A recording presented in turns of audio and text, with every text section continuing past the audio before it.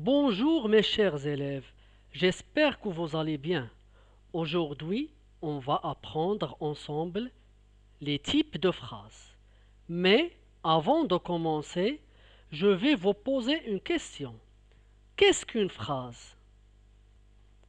La phrase est une suite de mots construits selon un ordre grammatical correct et qui permet de donner une information, c'est-à-dire elle a un sens.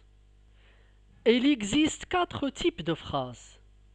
La phrase déclarative, la phrase interrogative, la phrase exclamative et la phrase impérative. Qu'est-ce qu'une phrase déclarative?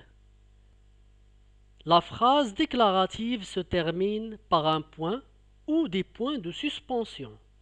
Elle sert à donner une information. L'intonation dans la phrase déclarative est descendante. Par exemple, maman prépare des gâteaux. Je répète, maman prépare des gâteaux. Cette phrase se termine par un point. Le deuxième type, c'est la phrase interrogative.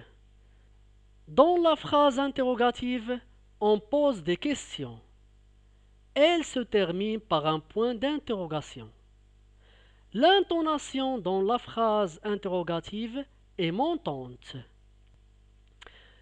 Pour transformer une phrase déclarative à une phrase interrogative, il y a trois façons différentes. La première, c'est de mettre un point d'interrogation à la fin de la phrase. Par exemple, tu lis le journal? Je répète, tu lis le journal?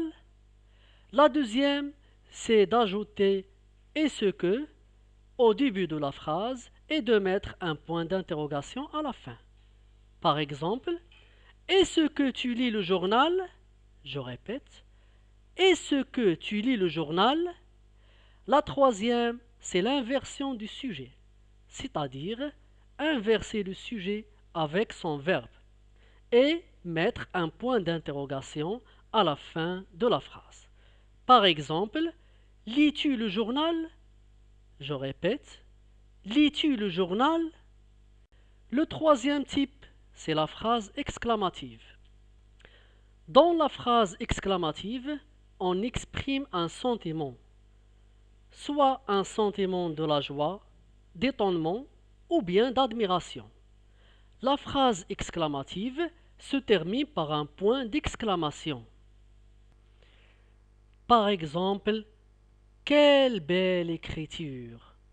Je répète, quelle belle écriture!